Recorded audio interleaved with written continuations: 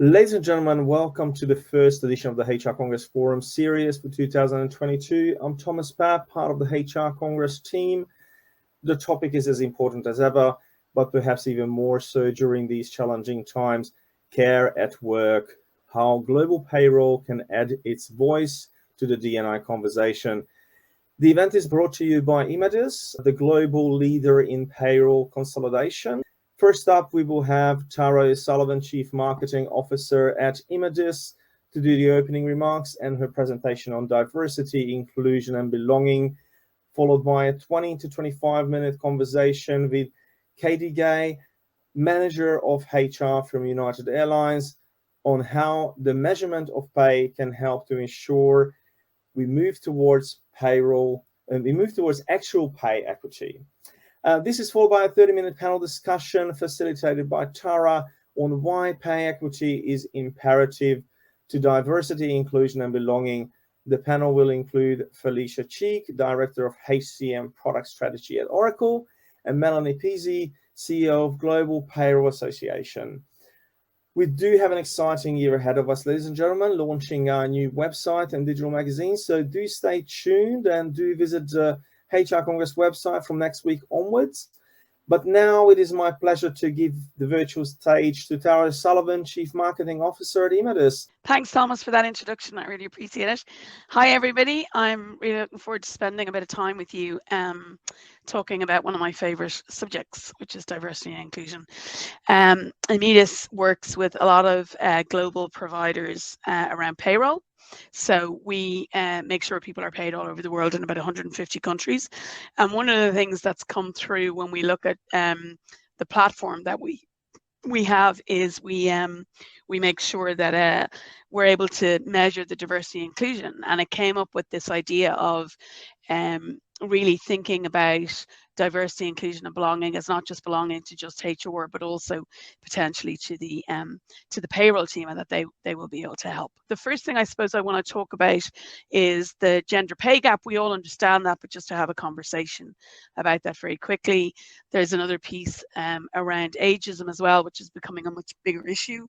I'm going to talk about the kind of major payroll reports that will help to showcase your diversity inclusion position, whether you're ahead of the market or behind the market. And we're going to talk to Mel and Felicia later about the impact of legal implications as well, where you have to actually demonstrate your D&I, because as we know, a lot of companies talk about D&I a lot.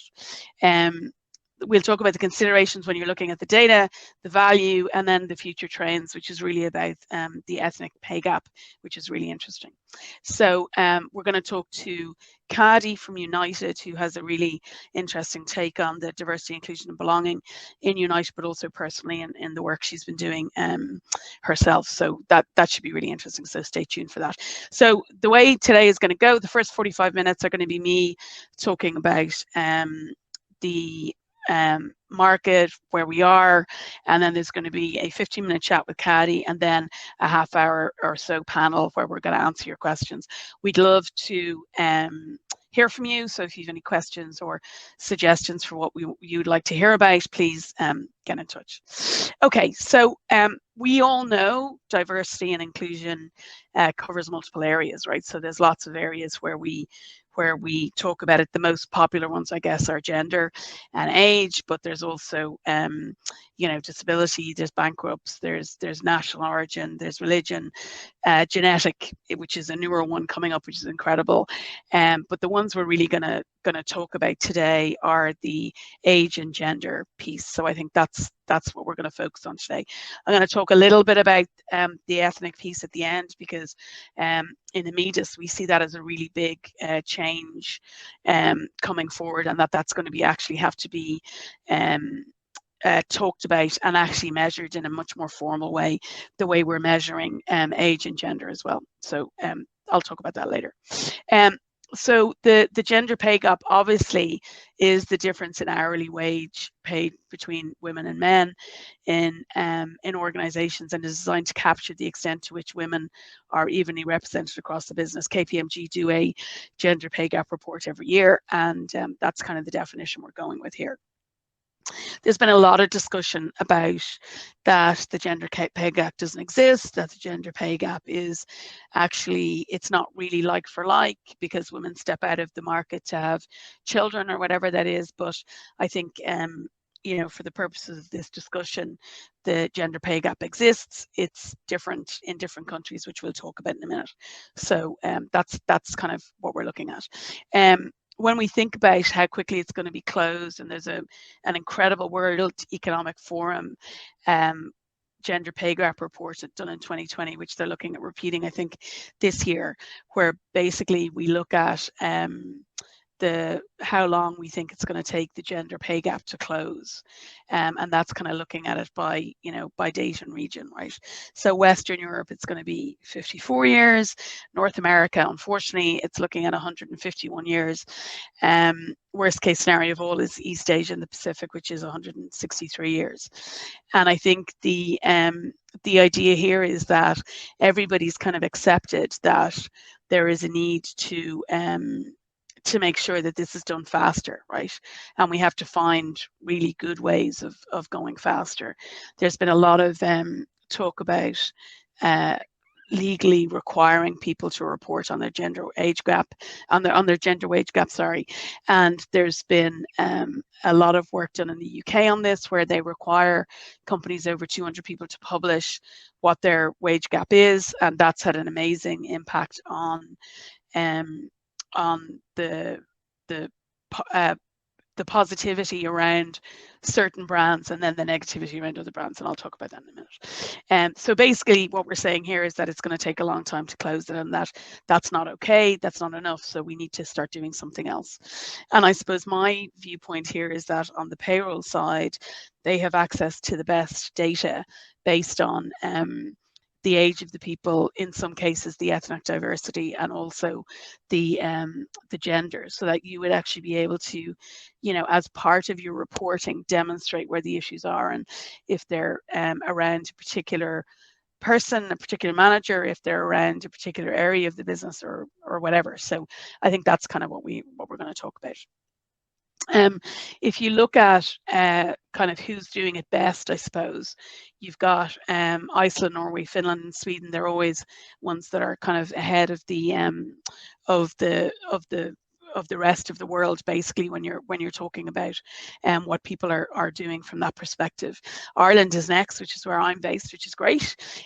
We would still have a lot of people, though, that would say there is a significant wage gap, which is still, you know, pretty significant. So, and then you're going down and down through to the United States, Italy, Greece, Malta, and Cyprus. So there's still a significant difference there. And I think there's a requirement that, and especially the World Economic Forum report demonstrates that that this needs to be looked at pretty quickly. So the way it starts, sorry, my cat has to go out. The way it starts is with, obviously, is education. I have another presentation that I do from time to time, which is around top 10 things you need to start doing now to ensure your women get into leadership positions, and one of them is definitely around education, right? And how girls are treated in schools, and how they're encouraged or not to go into STEM subjects and things like that. So obviously we're seeing incredible people at the moment who have gone into STEM or are speaking really broadly and widely about how amazing it is and how girls are welcome and all that kind of stuff. So that's wonderful. But one of the chief issues is access to education. And so there's 130 million girls around the world who are out of school, and that impacts them from a poverty perspective, requirement to get married perspective, and also gender-based violence as well, which can happen en route to school and at school. So this is really important from the perspective of making sure that girls get to school in a safe way. And then once they get into school, you need to make sure that they have access to all of the subjects that boys have access to, and that they are treated similarly to boys when it comes to exams and you know, access to the right tutoring and things like that, that they're not left behind because they're just going to get married or just going to go and have children.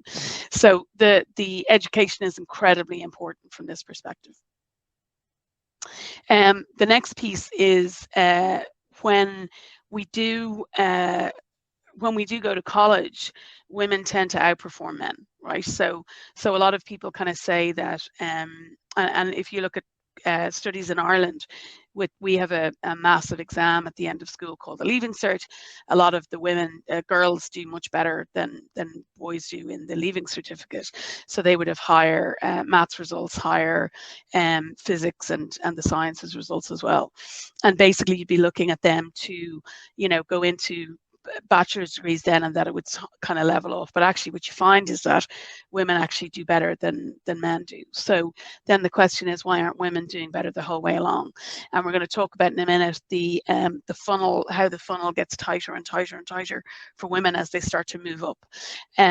So that's kind of so there isn't an education once they get into college issue that women can do just as well, if not better, than men, certainly in how they do against in exams and things like that. There's a massive underrepresentation of women politically across the globe. So if you think about it in terms of your own, wherever you are in the world, your own government, your own mayor, your own local, political advisor, all that kind of stuff, there's only 111, 19 countries have never had a woman leader. Women serve at heads of states of government is only 21 countries. Okay, and there's a whole other conversation that people are having around women's in access to politics because of where a lot of the deals are done in the traditional sense is done, in the evening over dinner or whatever, and they may not be able to have as much access to that as men do. There's only 10 countries with a woman of state, and 13 countries have a female head of government. The government ministers, you would start to be expecting a lot of women coming into the government ministers at this stage because there was a delay in them getting involved in government and they weren't able to get involved, but there's still only 14 countries that have got to 50% of women in cabinet.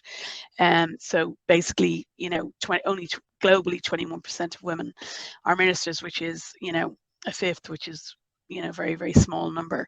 And there is a real sense of girls, if they can't see it, they can't be it. So there's a need for them to see more women in government and especially, helping to make those decisions about societies taking into account women's views.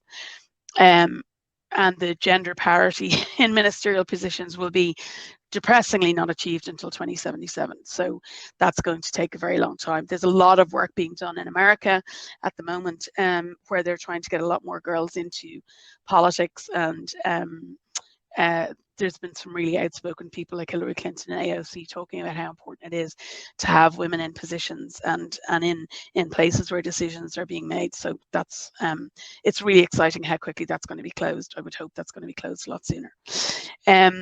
There's also a massive lack of people lack of people of color in leadership, and that's impacting us in terms of, again, you have a lot of people in the room who are white, right? So when I talk about diversity, inclusion and belonging, and especially about the pay equity, I talk about the needs to have men involved in the conversation, especially white men, because they invariably are holding the power right now, and we need to kind of work with them to make sure that they understand the need to have a different opinion in the room. So there's, again, really depressing statistics. The FTSE index is of major UK companies, and there's 172 directors, which is 7.5%, where ethnicity is known, where people of colour. There's 9.7% of the FTSE 100 directors were people of colour, and 5% where the ethnicity of known were people of colour. So it's just tiny, tiny, tiny amounts. And while so when I think about, women and how women are being developed in the workforce and being denied promotions or whatever it is, it gets worse as you go to women of color, and then with women with any disability or anything like that, it's worse again, and you'll see that later on. There's only about 15 directors of color occupying positions of chair or CEO across the FTSE 350, which is the biggest 350 companies in the UK. So again, this is obviously not right, and it's kind of more around how do we measure it and make sure that this changes, right? So this is kind of really important. A lot of discussion happens around the pipeline, that actually women aren't in the pipeline at the beginning or don't get into the pipeline towards the end, right? And that's because they don't want to, or they're not interested, or whatever it is. So let's just take the don't want to. So a lot of the times women are charged with the fact that they don't ask for promotions, they don't ask for pay increases. And while that is true in a tiny amount of cases, the major issue is that they aren't promoted the first time. So there's this kind of concept of the glass ceiling is there, but there's also a lower starting thing. So when we go into our first jobs, in a lot of cases, we don't negotiate our way into a better salary. So we're actually starting lower all that time. And then I think the big impact for a lot of women and women of color is that first job, their first promotion, right? So it starts off, as you can see, entry level, pretty even, right? It's white men and men of color at 35% and 18%. White women are 29%, of women of color are at 18%. But as you go through the manager role, you can see that starts to drop off in a big way, and it drops off the whole way through, all the way to the C-suite, which we know about, right? So this is what's called the leaky pipeline. A lot of people talk about it in terms of, oh, they've left to have children, or they're not interested in the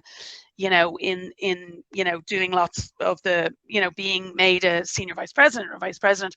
But actually that's not usually the case. What's usually the case is that they're being overlooked by the men in power in order to bring more people like them. Whereas we're going to talk about later on why it's so important to have people of different backgrounds to give your company a much more a sense of what's useful from your customer's perspective.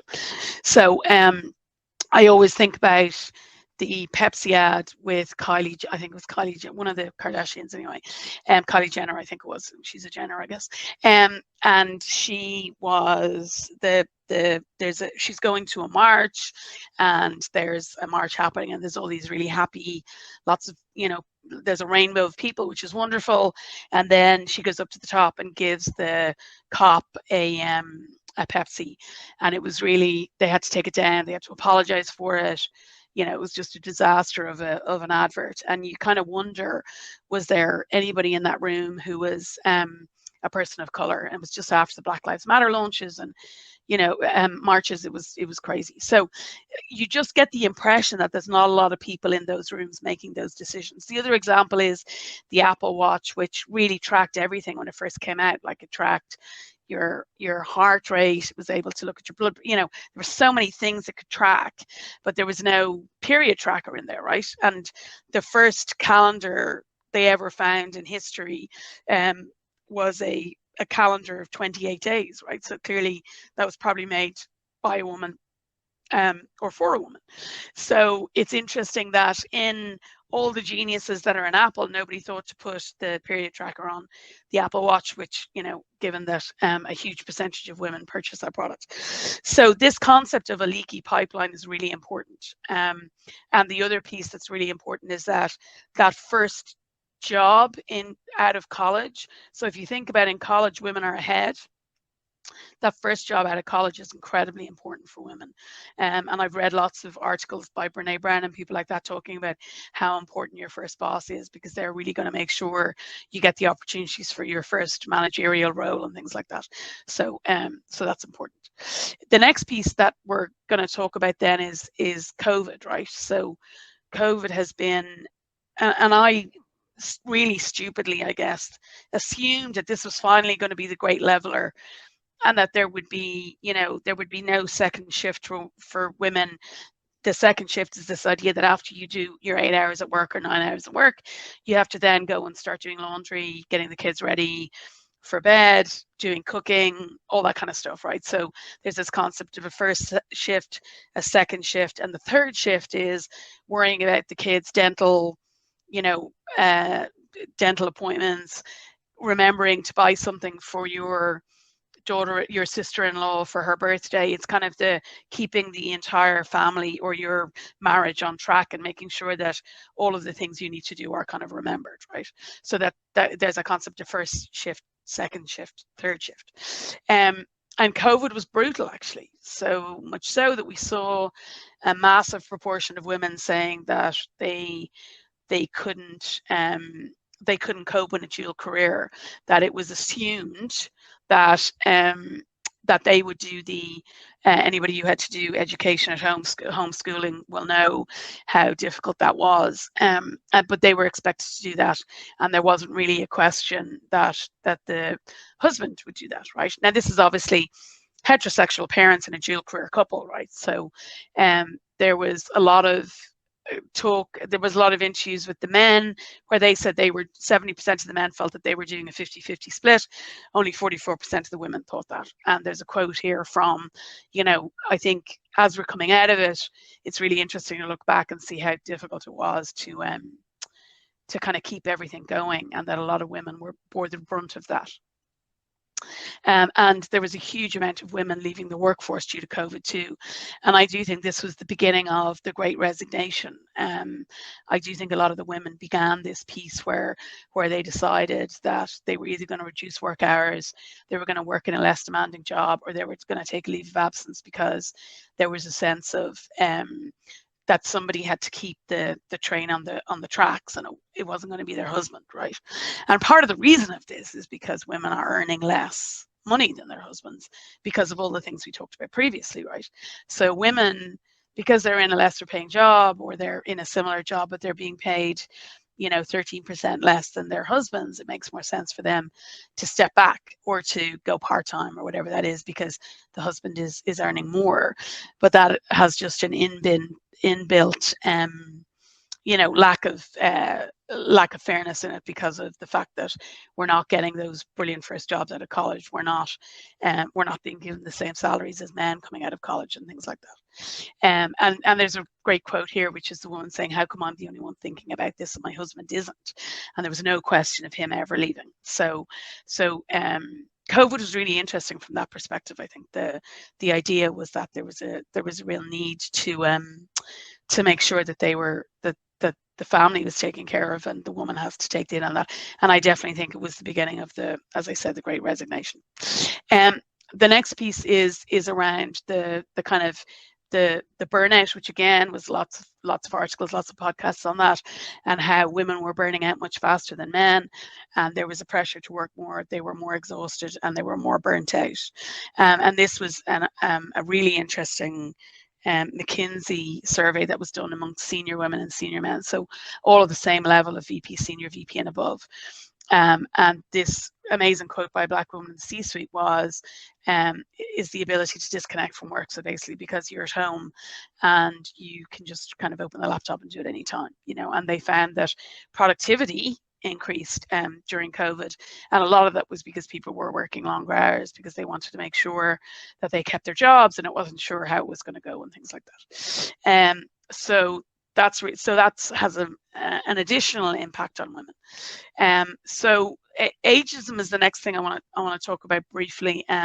So this is the first time where there's 4 generations in the workforce, right? So before, an awful lot of people would have retired. So the baby boomers would have retired at 60, 65, and they would have left the workforce. But an awful lot of baby boomers are finding that their pensions aren't sufficient or their insurance isn't sufficient, so they have to go back to work. And then you also have obviously Gen X, millennials and Gen Z. And I think the assumption is that there's different priorities amongst different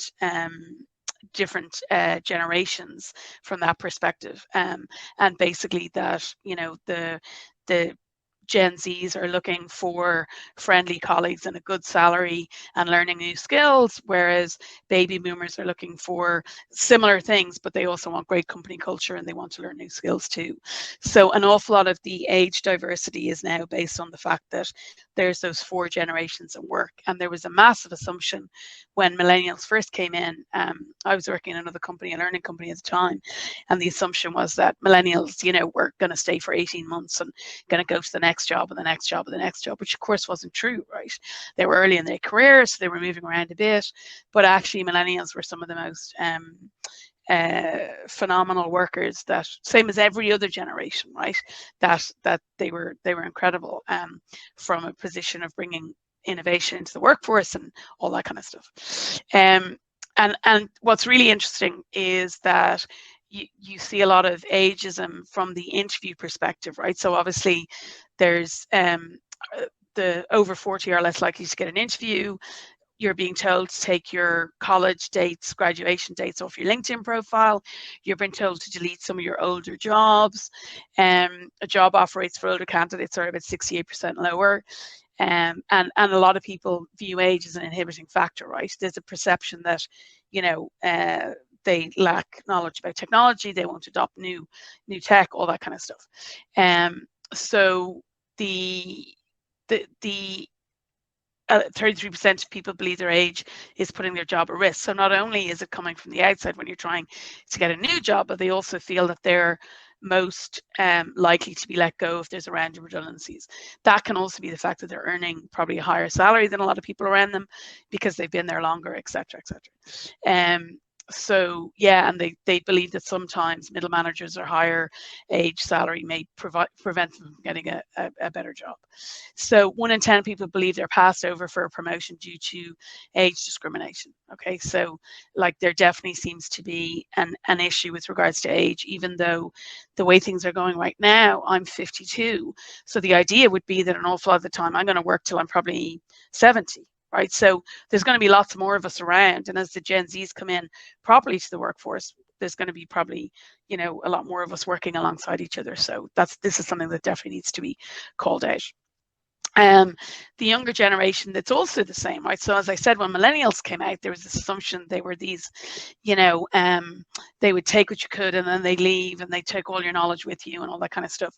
So what's amazing when I was doing research for this talk is that you have to be 40 years or older to file a claim under the Age Discrimination in Employment Act in America. So you can't, there's no even concept in the law about younger people being discriminated against, whereas in my opinion I saw quite a lot of discrimination against millennials and we did a lot of education around that to make sure people understood. People can have, there's a youth age gap, wage gap now, which is around young people earning less than minimum wage because they're being perceived as you're earning your stripes, that kind of stuff. So I think that's really important too. And of employees aged between 16 and 35, they don't believe they're being taken seriously. They believe that their age is negatively impacting their career. And I think that, in positions now where companies are not linear anymore, so there's not a real sense of, this is, I get promoted, then you get promoted, then so you could have a 25-year-old running a team, which would have lots of different generations in it, that they are not being taken seriously, or that it's impacting their ability to manage that because they're either not being taken seriously or they're not getting the training to make sure that they kind of they know what to do in those situations. So there's the other piece around the wage gap is that when women hit a certain age, around 50, their salary starts to plateau, and basically the median age starts to differentiate by men. So it gets worse as you get to 35, 44, and it gets significantly worse then up to your 64, and then starts to move back together. So definitely that's impacting as well. So I think that's something that measuring, I think, is going to make a really important fact of this, to be able to demonstrate that you're not doing this and you'll attract a lot more people, I think. There were a lot of issues a while ago where people were saying, within job descriptions, they were saying things like, you have to be a digital native and things like that. Digital native meant you have to be like 22 or something like that. So, there's a perception that older members of workforce they don't like change, they're not good at tech, they're difficult to train and manage, and they're more expensive than younger workers. And then there's a sense that young people are not loyal to the company at all, and they'll leave at the drop of a hat just to get more money. They're unreliable, they might be absent a lot, they have an expectation that they'll get certain benefits and they'll get certain things as part of their package. There's an issue potentially. There's an assumed issue around managing older employees, and they should only have a certain amount of salaries, not commensurate with experience or education, but commensurate with their age, right? Which is probably incorrect. And it's really interesting when you look at diversity strategies across the world. Basically, there's only 8% of include age, right? So they all include gender, they all include ethnicity, they all include sexual orientation, but a lot of them don't include age, which seems to me, especially as you have, it's so obvious, right? Because you can see it by looking at me that I'm, of a certain age, that I think it's really important that we kind of make that part of the discussion as well. The negative connotations around this is that there's an issue with employee morale, there's low productivity, there's definitely an increase in tension, you have a massive loss of valuable contributors, because if you've had something in the role for 20 years, they know so much, and in a lot of cases we're not capturing that knowledge and that value before they walk out the door, and that leaves you with a loss of industry expertise. The number of age-related discrimination at the EEOC by workers of 65 plus doubled from 1990 to 2017, and in America it was 810 million was paid out between 2010 and 2018. So it's definitely becoming more of a thing that people are noticing. So I think that's a really important part of the discussion around diversity, inclusion, and belonging. So yeah, I think that's important. Just before we get on to the kind of payroll reporting and evolution, I think a really nice way I've heard diversity, inclusion, and belonging being described is diversity is being asked to the dance, inclusion is them playing your music, and belonging is being asked to dance. And I think without inclusion and belonging, diversity doesn't really work, right? Because if you bring people into the organization and they don't feel like they're welcome or made to feel welcome, like they belong and they're valued members of the team, I think that can be really, really difficult. So I think that's incredibly important. So when you think about, a lot of people, when I do this talk about how does payroll really impact it? Well, as I said, in the UK, California is coming onto this, Spain has just done it. They're requiring reporting based on what diversity inclusion you've done in the organization. So if you're saying that you've gotten rid of the pay gap, you need to be able to prove that you've done that. And obviously, the payroll folks have just the most incredible data to demonstrate that this is true or not. And so I think measuring that, a lot of the companies we work with are measuring this as a standard, not just UK companies, but companies all over the world, because they believe it's something that they need to measure and look at and make sure that that is the case. So this is an example of the gross pay distribution by age and gender that we do as standard in Immedis. This is on the platform as normal. It's accessed a lot by our customers, and it's basically used as a way to demonstrate, to view difficulties in the organization if we need to go in and, if there's a particular manager, if there's a particular area or particular country. And basically payroll through HR, but also through finance, can demonstrate the issues that are there. So I think that's kind of really interesting. I think the things we need to talk about when we find those issues is that, is there a real issue? And if there's a real issue existing, you're going to see trends in hiring on particular teams or with particular managers, or in particular departments. You're going to see office locations having certain biases, and they're all provable by the numbers, right? Because I think a lot of the time, diversity, inclusion, belonging is seen as a nice thing to do.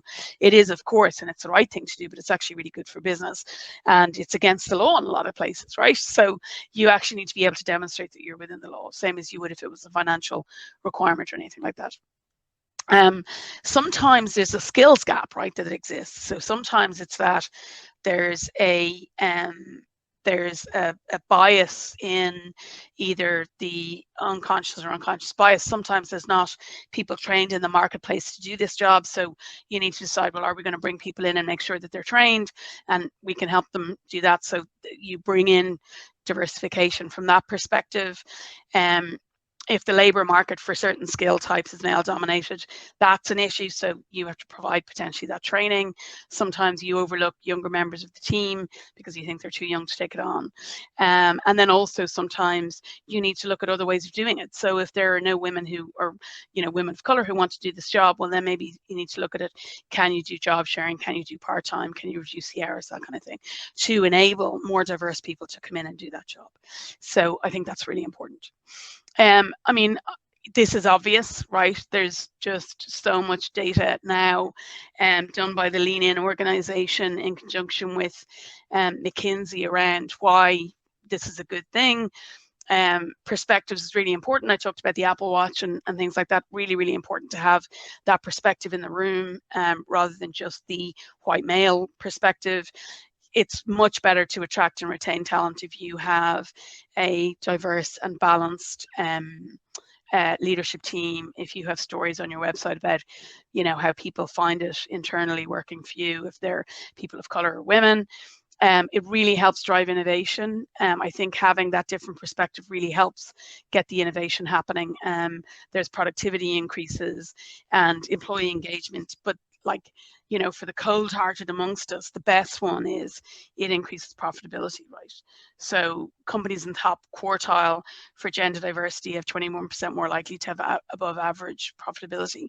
And a lot of the diversity, inclusion and belonging people I talk to are the ones, that's my cat in the background, are the ones talking about that this is actually what they go in with when they're talking to people. So yeah, we all know it's the right thing to do, but it's actually the most profitable thing to do because of this innovation, because of this increase in productivity and things like that. So that's a really important thing to bear in mind. Ethnicity is really important, right? So if you look at the numbers, there's there's a massive lack of people of color in leadership, which we talked about already, and this was done by the Parker Review in the UK, which was really good. And there was the requirement on this is that we just need to get better at bringing people of color up through that initial funnel I talked about. And this will bring me to, another thing I talk about a lot, which is, there's a lot of companies that have women organizations or people of color organizations or LGBTQ plus organizations. That's great. And that's great to hang out with people who are like you. But actually, you have to have people in the room who are able to make decisions and in positions of power, because otherwise you're not going to actually be able to do anything. And it almost becomes a ghettoizing piece that, I sit and talk to other women for an hour a week about what it's like to work in this company. But actually, how do I make sure there's changes to be made? There's some senior women on that, of course, but I actually think you have to get the men involved in a lot of cases. So that's really important from what we've learned. 23% of businesses are calculating their ethnicity pay gap, only 5% in 2018. So that's I think becoming a really important thing from HR perspective. And there's also a really good campaign in the UK, which was requesting to change race to ratio, which is requesting the UK government to respond to calls to introduce mandatory ethnicity pay gap reporting. Now, one of the reasons we don't have a good ethnicity pay gap report is because we do not ask people their ethnicity in a lot of cases, because there was a sense that if you asked them their ethnicity, it would impact them getting a job. So I think, and that's still the case, right? So if you put two the same CVs in front of people and there's a female name versus a man's name, the male will get an interview 60% more than the female will. So that's real, right? But I think if we want to tackle the problem, we've got to start finding a way to track that information. So that's going to be, especially for the kind of people who provide HCM suites like Workday and UKG and Oracle and people like that, where Felicity works. That's going to be really, really important from their perspective. And the 150 out of the 256 companies surveyed did not meet the target of having at least one director of color on their boards. And there's a whole load of research done around companies that have one woman on their board and nothing else, right? So in a lot of cases they can't even get to the stage of having a person of color on their board. And when you ask them why, they say they're not around, they're not in the pipeline. And a lot of that case is because they're only looking at the CEO, right? They're only looking at the CEOs out there. And if you're only looking at CEOs out there, you're going to find the same level of, white men that you see in other kind of C-suite organizations. So you actually need to go looking for people on boards from different areas of the business and not people who have been previously CEOs. So that's a whole other conversation, because I could talk about that for about 10 minutes. So yeah, so I think that's really going to be a piece of change that's going to happen. Again, there's going to be a legal requirement, I think, to do it very, very soon. So I think that's going to be really, really interesting from that perspective. So I'm going to stop the slides for now. I'll introduce the panel. So Felicia Cheek is the wonderful director of HCM product strategy in Oracle. I used to work in Oracle and I love the company. She has been a massive advocate of ours. We're a partner at Oracle. Immedis works with Oracle as a HCM system, so we met through there. She has been an active citizen of the payroll community for over 25 years. Hi, Felicia. Over the last 14 years, she's had the pleasure of advising large multinational corporations on how best to optimize best practices and technology to create a comprehensive global payroll strategy, which she's incredibly good at. She's been at Oracle for only 2 years, but since she came in, she's been responsible for the global payroll strategy, especially around HCM. So we're delighted to partner with you, Felicia. She's a member of the Global Payroll Association and the American Payroll Association, and she got the incredible Meritorious Award in 2009. And you're in the Hall of Fame, Felicia, which I didn't know before I read your. Oh my gosh, that's amazing. So that's really good. So welcome. Thank you so much for taking part. And you believe at the end of the day, it's all about payroll, which is great. Melanie Pitsey, the CEO of the Global Payroll Organization. And Melanie, again, I've come to know Melanie in the last 2 years working with Immedis. She is an incredible proponent and sponsor and supporter of payroll. The Global Payroll Association is a one-stop shop for global and in-country payroll professionals. They provide resources, interactive training courses, directories, and in-depth country resources. Melanie leads the GPA and is passionate and dedicated champion of all things payroll. And most importantly, I think for us, she champions people in payroll.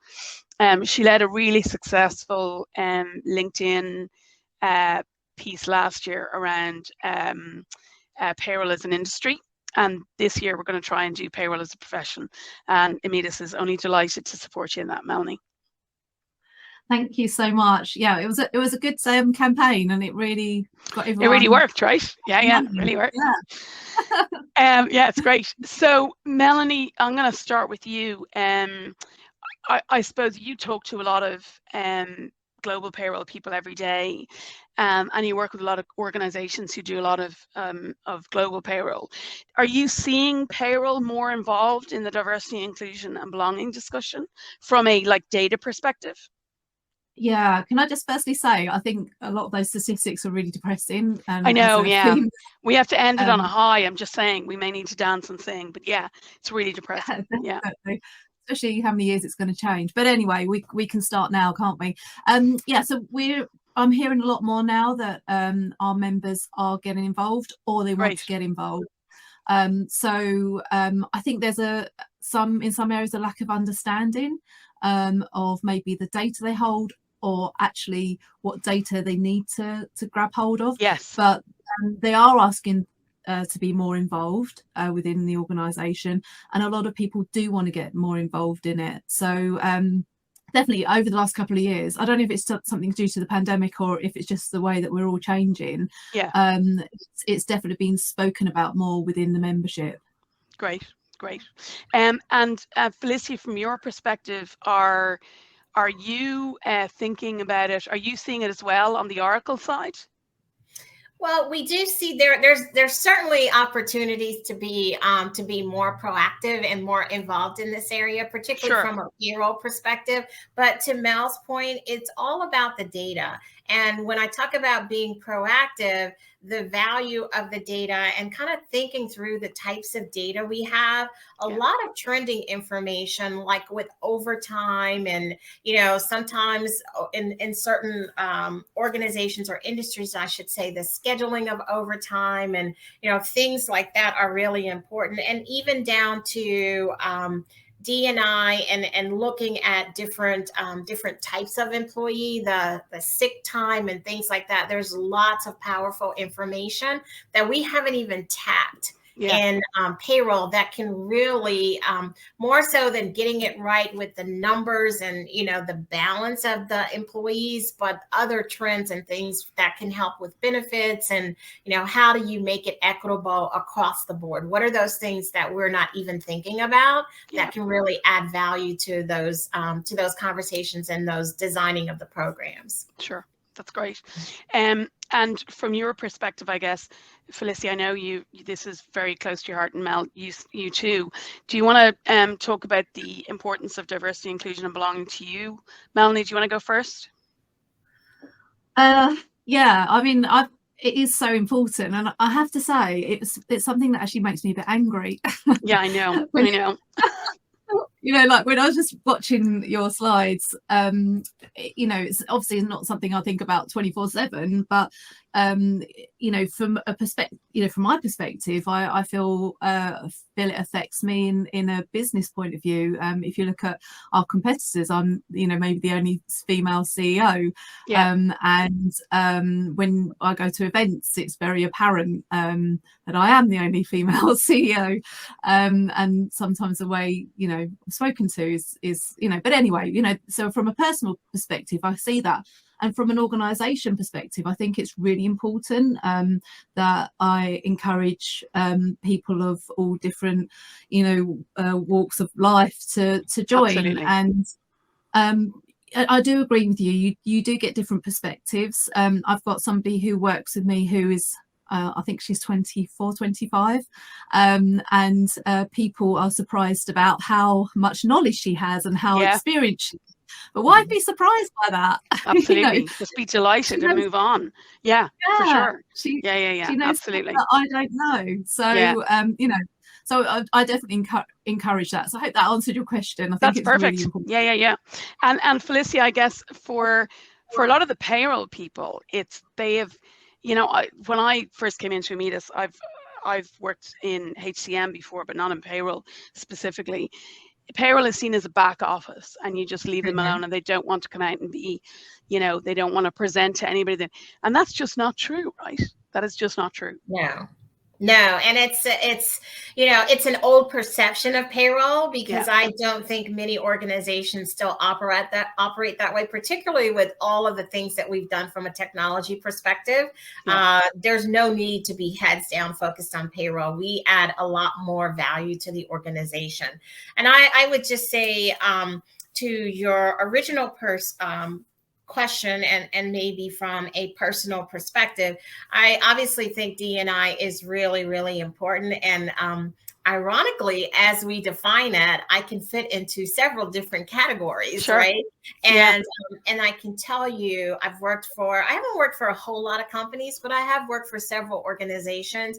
And there is certainly, I think that a company gets the best from me when the company is aware and, trying to do the right thing from an equity perspective. And I can kind of look back at the companies that I've worked for, and it's very clear how an employee is motivated and how productive you are when your company at least tries to understand you and, what the differences are and what are some of those things to alleviate the differences, because we're not trying to be in an environment where we're kind of making excuses or working around differences. We're trying to recognize and understand the differences so that we can incorporate those. Exactly. Yeah, absolutely. Yeah, exactly. Very much so. And I think, Mel, you've been at the forefront of the payroll as an industry, and eventually, hopefully, we'll do a lot of work on payroll as a professional this summer. But do you think that there's a perception that because in HR a lot of people are women, and in payroll, there's probably more women in payroll than there are men, I think. Do you think that's part of it, part of the problem? Or do you think it's just that the overall that it's just been perceived as they work over there in the corner and they don't come out, and like HR was like 10 years ago, I think, Yeah, I think, and Felicia, tell me if you disagree. I think it's just that they think that people sit in the corner and just get on with it, and it's always been that thing of if the payroll goes wrong, then everyone knows about payroll. And one of my colleagues, she told her husband, who's quite senior in an organisation, that nobody says thank you to payroll. You only know payroll when something's gone wrong. So he ironically went into the payroll department every month, said thanks for having my payroll, doing it correctly. And then payroll was like, what are you doing? Why are you doing this every month? This is so odd, just walk away. But I think, but I do think things are changing now. I do think payroll is in a similar situation that maybe HR was 10 years ago. Yeah. But I feel since the pandemic, so there's some bad sides to the pandemic, and it's sad to see that many women left their roles, and that has affected the payroll industry. That really has affected payroll specialists, and we need payroll specialists in the industry. And to lose those because of the pandemic and the home situation is really hard for the industry. So I think there are some positives that I think it has moved the profession on quicker in the last couple of years, or promoted the profession more so, because I think instead of sitting in the corner processing payrolls, they've been asked to provide reports, and their profile has been elevated in organisations. And I think the HCM providers like Felicia, like Oracle and UKG and Workday have just been monumental in providing that, because the data you can get from the HCM solution now is just so much easier since that whole 5 years ago when that whole like HR data revolution happened and HCM happened, and now you're able to kind of see things rather than having to go through things manually, Right. And I was just going to add, yes, from a technology perspective, I wanted to say two things. Yeah, just the power of the data with integrated systems is phenomenal. So just even looking at where we were, to your point, like 5-6 years ago versus today, it is very powerful. And again, it's really on the payroll professional to take that data and be proactive. And we need to think of things that we can do with all of this data, because we have more time, because the systems are a lot more automated than they were. The other thing I'll say, the pandemic has been dreadful in so many ways, but I do see some things that are very beneficial. And because of technology, we have been able to be flexible in our work and work in different places. And so as we speak about women and childcare, one of the things that I really have enjoyed, if you can say enjoy something during the pandemic, is the fact that we're virtual.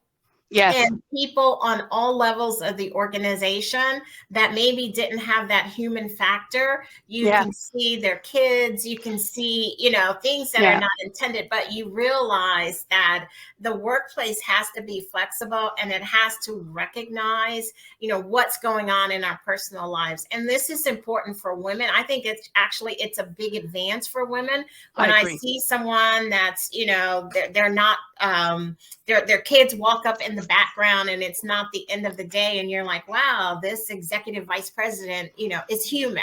I think that's really important, and that's really going to help us move forward, and it's going to help some women that are leaving the workplace because of childcare. Maybe they are better positioned to work remote or have a little bit more flexibility, and we don't lose them in the workforce. Exactly.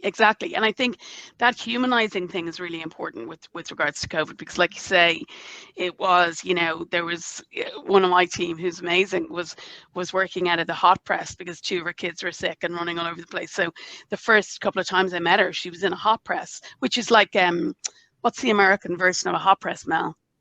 Is it like, do you know what a hot press is? No, I was sitting here like, okay. Oh, okay. So a hot press is where you put all your towels, and it's beside the boiler, right? So it's like, I don't know the word for it. Yeah. So it's where you put all your like folded iron clothes and airing cupboard. Anyway, she was working out of the airing cupboard because the kids were the laundry room, we call it. Laundry, yeah. So she was trying to trying to be, you know, really professional, sitting and I loved that. And I was like, go back out, and, you know, the kids were falling all over, and I was like, that's fine. That's who we are. You know, it's really important. And I always remember that thing of like, you know, if I'm sitting in an office and a man goes, I have to leave to go to my kids' recital, everybody's like, oh. Whereas if a woman does it, it's like, oh my God, you don't respect this company. You know what I mean? It's like totally different. Whereas now, because it's everywhere, it's like, you know, and you learn how people are in love with their dogs and cats, and that's as important to them. And I just think it's wonderful. It's really cool. One thing, Clara, one thing that came out, which was quite apparent, or it came out a couple of months ago. We were talking to some women that were struggling to get back into work. Well, this is obviously within the payroll industry, because they'd had children. And I genuinely, I thought that wasn't necessarily an issue to find work part-time. You know, I was thinking of job share and, you know, all that sort of stuff. And I was still surprised, you know, my background's recruitment, that was happening 20 years ago, but it's still happening now, that you've got these fantastically experienced people that are sitting there wanting to work, but just because they can't find the part-time hours. So, you know, job sharing or part-time hours, you know, we need to, you know, think about how to get these women back into work. Absolutely. I think that's very important. And I think with the Great Resignation, people are going to have to, because there basically is nobody to do the work, so they're going to have to change something in order to get people back into the company, you know. So I think that's going to be really important. Go ahead. Sorry. I was going to say really quick, when you were speaking earlier, I was really thinking about where we are, and it's like with the Great Resignation, and I started thinking, you know, did people leave companies, or did companies leave people? And it's like, if you think about, you know, prior generations, the benefits, the retirement, companies did a better job of taking care of employees, and maybe got away from that a little bit. And now employees with all of the generations, so the millennials, the Gen Zs, I like a lot of the things that they're doing. It's focusing on, you know, balance, and it's putting those priorities in place, and as a result, it's forcing organizations to look at the benefits, look at the flexibility, look at the work-life balance that we've talked about for years, but we've not really had it. And now, you know, so I get really excited about that. And just one other really quick thing that I was going to add, when we talk about women in the workforce, I'm old enough to have had kids at a time where you didn't really, every time a woman got pregnant, it was an accident. Whereas my male colleague had, you know, 5 kids, and he planned 5 kids, and he talked about every single one of them. And I only wanted 2, and both times it had to be an accident, because I didn't want to limit, you know, my professional promotion capabilities. 100%. I'll be put on the mommy track, like, exactly. It's incredible. So on ethnicity, and I'm going to ask you this first, Felicia, sorry. I've been watching Felicity, so I have Felicity in my head. It's okay. Sorry. It's all happening. I'm sorry. Yeah, exactly. So if we're trying to close the ethnicity gap, that pay gap, right, and we have to start tracking the, you know, the ethnic level, you know, who you are in the organization and what levels we have in the organization, how do we do that without, you know, by making a promise to people that it won't be used for you know, it won't be used for bad, it will only be used for good? Because obviously that's a really, like, you know, people of color have been burned so many times, and I think we need to make sure that that's treated in a really, you know, respectful way. So how do we do that well? Yeah, and that's a good question. I think it is a challenge. It's a lot of, you know, honesty and learning from prior experiences. I do agree that we need to track the information, because it's all analytics, and data shows trends, and it can help you move forward. So, you know, whether or not we track it, yes, I think we should be tracking it. How we use it, and particularly how we use it not to further discriminate or make people absolutely is all an education and you know, commitment. Yeah, and Mel, obviously in the UK, they actually amazingly put laws in place that you had to, publish and track and your pay gap and be really honest about it. And I remember the first year it came out, there was like shock and awe about, the level of lack of parity and things like that. Has that made it? I mean, I know it made a difference with a lot of people resigning from one of the companies that was mentioned and going to the other company that was mentioned as being really equitable. Has that made a difference in the marketplace? I want to say yes, but I don't know if it necessarily has. Maybe I'm a bit cynical in regards to the work, the workforce. Obviously, they're being transparent. You can't, if you're at 250, you can't hide from it. And great, you're making these organisations responsible, because for many years we all know there was huge gaps. But I think it's 250 employees. So the thing that and there's a lot of companies that are less than 250 employees where they don't need to report, and I think that is still a massive gap. That's a massive area that needs to be looked at. So great, 250 above. Unfortunately, I don't have the statistics of how many companies are in the UK that are employ less than 250. It's quite a lot. A lot. So positive, but I still think there's a lot more that needs to be done. And Felicia, I know it's coming in California, and there's talk about it coming in other states in the US. And I think there's probably going to be a situation where people are going to self-report if they have a good story to tell. And if you're not talking about it, it's going to be seen as, well, they clearly don't have pay equity. Do you think that's going to impact how who people go to be hired and things like that? Well, it's certainly education, and education is awareness in this case. And I think it definitely will. And it'll be interesting how that trends. I know New York has a law that's coming into effect that when they post a position, they have to post the salary. So, it'll be, it'll be interesting. But if you work for the government or in certain organizations, the salary is not. Is the salary. Yeah, exactly. They're actually some of the most equitable, in fact, because it's all in different levels. Yeah, it's amazing. Exactly. I once worked with a very very powerful woman, and she was a colleague, but she was very powerful in her information and her knowledge. And one of the things that she said, and this was a while ago, is I feel like every woman should be discussing, even though it's confidential in the organization, should possibly be sharing, characteristics and details, maybe details that you're comfortable with, that you're able to share about your salary, because that is the only way that you start to get a feel for, disparity. Absolutely. And, so. I think that's right. Mel, sorry, you wanted to say something there. No, I was going to say, sorry, because you're talking about salary. It was just like, one of the things that's happened a lot with the GPA, within the GPA, is that a lot of people are advertising roles within our website. Yeah, sure. With us. And so I'm talking to a lot more people about their jobs, and there is a massive talent shortage at the moment because of the Great Resignation.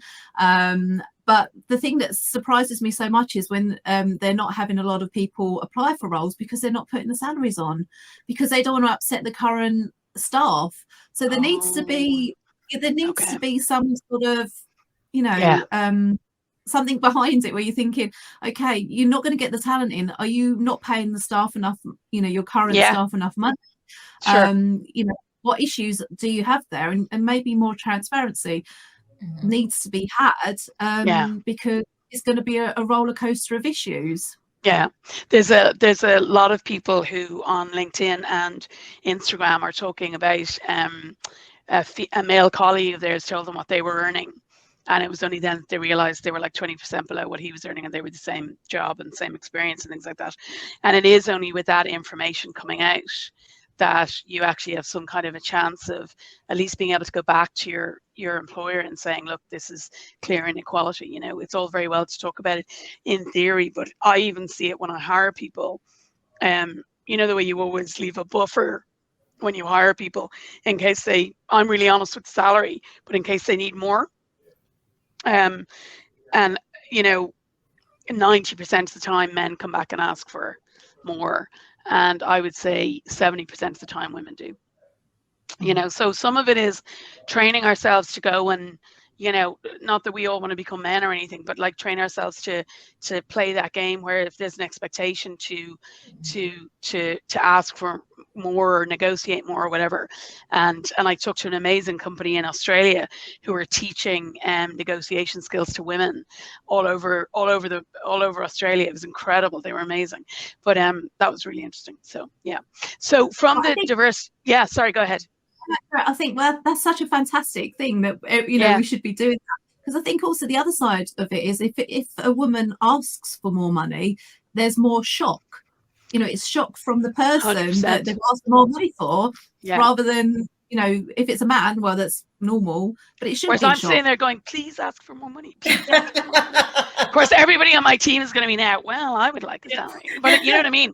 But like it is so normal when you're negotiating with a man, they will come back and try to negotiate more. Whereas you know, women are very happy to have the job, and whereas actually we need to learn how to negotiate that, you know.